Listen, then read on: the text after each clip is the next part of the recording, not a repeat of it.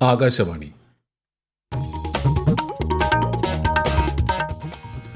നമസ്കാരം. പ്രാദേശിക വാർത്തകൾ വായിക്കുന്നത് സുധിൻ സൈനുദ്ദീൻ.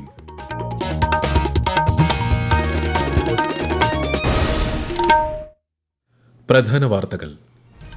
വയനാട് ദുരന്തത്തിൽ കേന്ദ്ര സഹായം ലഭ്യമാക്കുന്നതിന് പ്രധാനമന്ത്രി നരേന്ദ്രമോദിയിൽ നിന്നും അനുകൂല നിലപാട് പ്രതീക്ഷിക്കുന്നതായി മുഖ്യമന്ത്രി പിണറായി വിജയൻ. പ്രധാനമന്ത്രി മറ്റന്നാൾ വയനാട് സന്ദർശിക്കും. മുണ്ടക്കൈ ചൂരൽമല പ്രദേശങ്ങളിൽ നാളെ ജനകീയ തെരച്ചിൽ നടത്തുമെന്ന് മുഖ്യമന്ത്രി. രക്ഷാപ്രവർത്തനം പൂർത്തിയാക്കി മടങ്ങിയ സൈനികർക്ക് ആദരം നൽകി സംസ്ഥാനം. ക്യാമ്പുകളിൽ കഴിയുന്നവരുടെ താൽക്കാലിക പുനരധിവാസത്തിനായി 91 സർക്കാർ ക്വാർട്ടേഴ്സുകൾ ലഭ്യമാക്കും.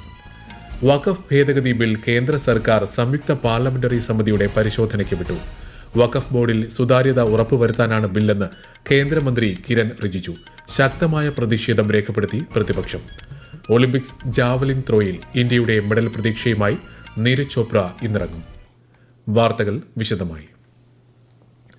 വയനാട് ഉരുൾപൊട്ടൽ ദുരന്തത്തിൽ കേന്ദ്ര സഹായം ലഭ്യമാക്കുന്നതിന് പ്രധാനമന്ത്രി നരേന്ദ്രമോദിയിൽ നിന്നും അനുകൂല നിലപാട് പ്രതീക്ഷിക്കുന്നതായി മുഖ്യമന്ത്രി പിണറായി വിജയൻ. മറ്റന്നാളാണ് ദുരന്തബാധിത മേഖലകൾ സന്ദർശിക്കുന്നതിനായി പ്രധാനമന്ത്രി വയനാട്ടിലെത്തുന്നത്. പുനരധിവാസത്തിനും ടൌൺഷിപ്പ് അടക്കമുള്ള പ്രവർത്തനങ്ങൾക്കും കേന്ദ്ര സർക്കാരിൽ നിന്നുള്ള സഹായം പ്രതീക്ഷിക്കുന്നതായും മുഖ്യമന്ത്രി പറഞ്ഞു. വയനാട് ദുരന്തം ദേശീയ ദുരന്തമായും അതിതീവ്ര ദുരന്തമായും പ്രഖ്യാപിക്കണമെന്ന് സംസ്ഥാനം കേന്ദ്രത്തോട് ആവശ്യപ്പെട്ടിരുന്നു. ഇക്കാര്യത്തിൽ റിപ്പോർട്ട് സമർപ്പിക്കാൻ കേന്ദ്ര ആഭ്യന്തര മന്ത്രാലയം 9 അംഗ സമിതിയെ നിയമിച്ചതായും മുഖ്യമന്ത്രി പറഞ്ഞു. വയനാട് ദുരന്തം ദേശീയ ദുരന്തമായും അതിതീവ്ര ദുരന്തമായും പ്രഖ്യാപിക്കണമെന്ന് കേന്ദ്രത്തോട് സംസ്ഥാനം ആവശ്യപ്പെട്ടിരുന്നു. ദുരന്ത തീവ്രത പരിശോധിച്ച് ഇക്കാര്യത്തിൽ റിപ്പോർട്ട് സമർപ്പിക്കുന്നതിനായി കേന്ദ്ര ആഭ്യന്തര മന്ത്രാലയം 9 അംഗ സമിതിയെ നിയോഗിച്ചിട്ടുണ്ട്.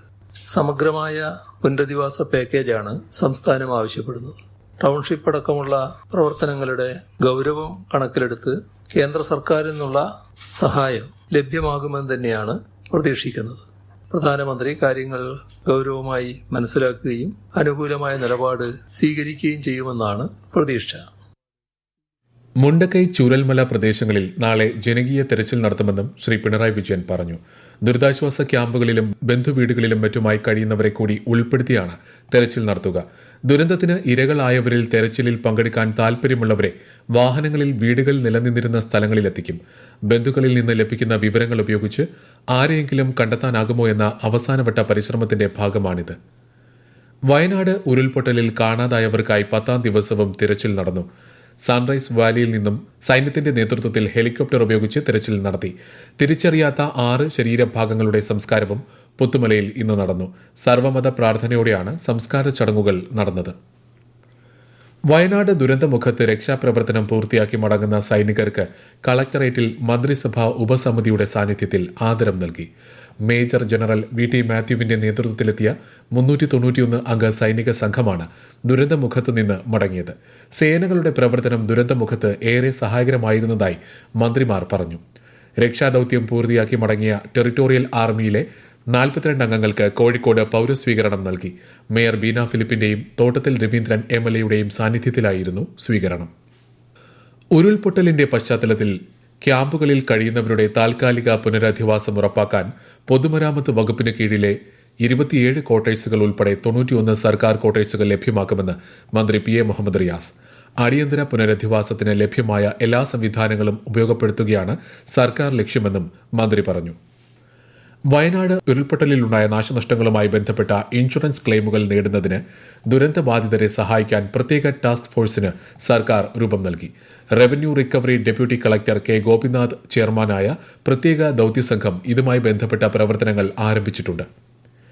തെന്നിന്ത്യൻ ചലച്ചിത്ര മേഖലയിൽ നിന്ന് മുഖ്യമന്ത്രിയുടെ ദുരിതാശ്വാസ നിധിയിൽ വലിയ തോതിൽ സംഭാവന ലഭിച്ചതായി മുഖ്യമന്ത്രി പിണറായി വിജയൻ. ചലച്ചിത്ര താരം പ്രഭാസ് 2 കോടി രൂപ സഹായം വാഗ്ദാനം ചെയ്തിട്ടുണ്ട്. ചലച്ചിത്ര താരം ചിരഞ്ജീവിയും മകൻ രാംചരണും ചേർന്ന് 1 കോടി രൂപ സഹായം പ്രഖ്യാപിച്ചു. സർക്കാർ പൊതുമേഖലാ സ്ഥാപനങ്ങളിലെ ജീവനക്കാരുടെ സംഘടനകൾ 5 ദിവസത്തെ ശമ്പളം സംഭാവനയായി നൽകാൻ കഴിഞ്ഞ ദിവസം സന്നദ്ധത അറിയിച്ചു. വയനാട് ഉരുൾപൊട്ടലിന് കാരണം അനധികൃത കുടിയേറ്റങ്ങളും കയ്യേറ്റങ്ങളുമാണെന്ന തരത്തിൽ നടത്തിയ പ്രസ്താവന പിൻവലിക്കണം എന്നാവശ്യപ്പെട്ട് കേന്ദ്ര വനം പരിസ്ഥിതി മന്ത്രി ഭൂപേന്ദർ യാദവിന് സംസ്ഥാന വനമന്ത്രി AK ശശീന്ദ്രൻ കത്തയച്ചു. ദുരന്തത്തിന്റെ ഇരകളെ അനധികൃത കുടിയേറ്റക്കാരായി ചിത്രീകരിക്കുന്നത് അപലപനീയമാണെന്ന് മന്ത്രി കത്തിൽ ചൂണ്ടിക്കാട്ടി. ഈ വാർത്തകൾ ആകാശവാണിയിൽ നിന്ന്. കേന്ദ്ര സർക്കാർ ലോക്സഭയിൽ കൊണ്ടുവന്ന വഖഫ് ഭേദഗതി ബില്ല് 2024 സംയുക്ത പാർലമെന്ററി സമിതിയുടെ പരിശോധനയ്ക്ക് വിട്ടു. കേന്ദ്ര ന്യൂനപക്ഷ കാര്യമന്ത്രി കിരൺ റിജിജുവാണ് ബില്ല് അവതരിപ്പിച്ചത്. സർക്കാരിന്റെ ഉദ്ദേശം ശുദ്ധമാണെന്നും യാതൊന്നും മറയ്ക്കാനില്ലെന്നും പറഞ്ഞാണ് ബില്ല് സമിതിയുടെ പരിഗണനയ്ക്ക് വിട്ടത്. മുസ്ലിം മതവിഭാഗത്തിലെ പാവപ്പെട്ടവർക്ക് നീതി ഉറപ്പുവരുത്തുന്നതാണ് ബില്ലെന്നും വഖഫ് ബോർഡിന്റെ പ്രവർത്തനത്തിലുള്ള ഇടപെടലല്ല ഇതെന്നും മന്ത്രി പറഞ്ഞു. പ്രതിപക്ഷത്തിന്റെ ശക്തമായ എതിർപ്പിനിടെയാണ് ബില്ല് ലോക്സഭയിൽ അവതരിപ്പിച്ചത്. JDU, TDP ഉൾപ്പെടെയുള്ള NDA സഖ്യകക്ഷികൾ ബില്ലിനെ പിന്തുണച്ചു. വിശദാംശങ്ങളിലേക്ക്.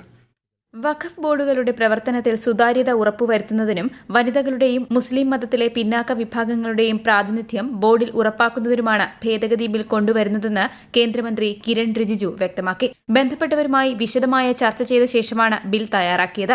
സച്ചാർ കമ്മിറ്റിയുടെയും മറ്റ് സമിതികളുടെയും ശുപാർശയനുസരിച്ചാണ് ബിൽ തയ്യാറാക്കിയിരിക്കുന്നതെന്നും മന്ത്രി വ്യക്തമാക്കി. ബിൽ ഭരണഘടനാ വിരുദ്ധമാണെന്നും മതസ്വാതന്ത്ര്യത്തിന് എതിരാണെന്നും പ്രതിപക്ഷ പാർട്ടികൾ നിലപാടറിയിച്ചു.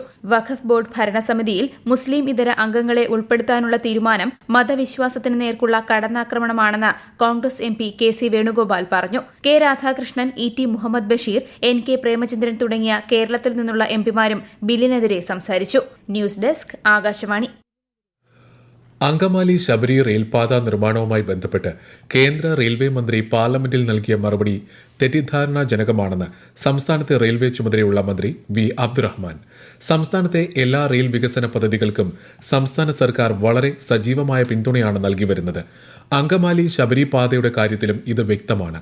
കിഫ്ബിയുടെ ബാധ്യത സംസ്ഥാനത്തിന്റെ കടമെടുപ്പ് പരിധിയിൽ നിന്നും ഒഴിവാക്കിയാൽ ശബരി പാതയുടെ ചിലവിന്റെ 50% സംസ്ഥാനം വഹിക്കാൻ സന്നദ്ധമാണെന്നും മന്ത്രി പ്രസ്താവനയിലൂടെ വ്യക്തമാക്കി.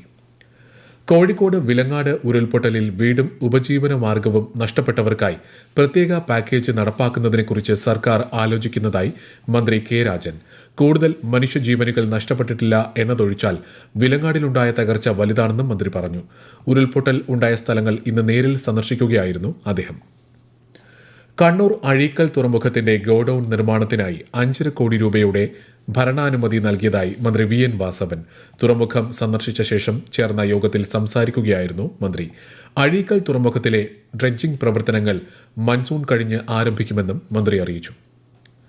ഓണക്കാല അവധി ദിനങ്ങളോടനുബന്ധിച്ച് KSRTC സ്പെഷ്യൽ സർവീസുകളുടെ ഓൺലൈൻ ടിക്കറ്റ് ബുക്കിംഗ് മറ്റന്നാൾ ആരംഭിക്കും. സെപ്റ്റംബർ 9 മുതൽ 23 വരെയാണ് അധിക സർവീസുകൾ.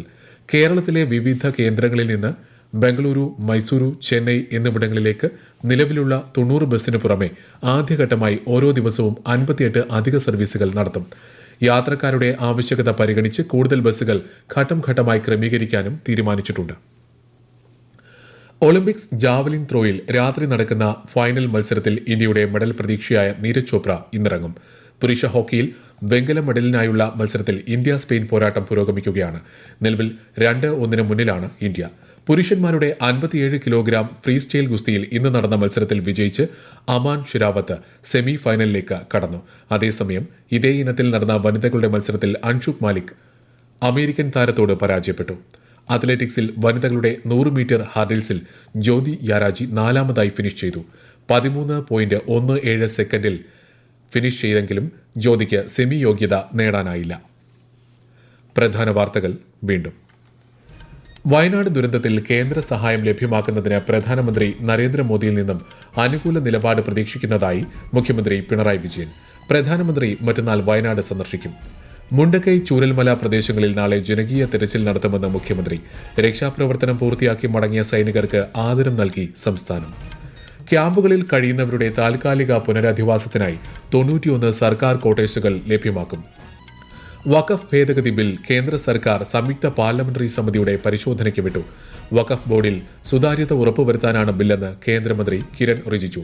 ശക്തമായ പ്രതിഷേധം രേഖപ്പെടുത്തി പ്രതിപക്ഷം. ഒളിമ്പിക്സ് ജാവലിൻ ത്രോയിൽ ഇന്ത്യയുടെ മെഡൽ പ്രതീക്ഷയുമായി നീരജ് ചോപ്ര ഇന്നിറങ്ങും. പ്രാദേശിക വാർത്തകൾ കഴിഞ്ഞു. അടുത്ത വാർത്താ പ്രക്ഷേപണം 7:25.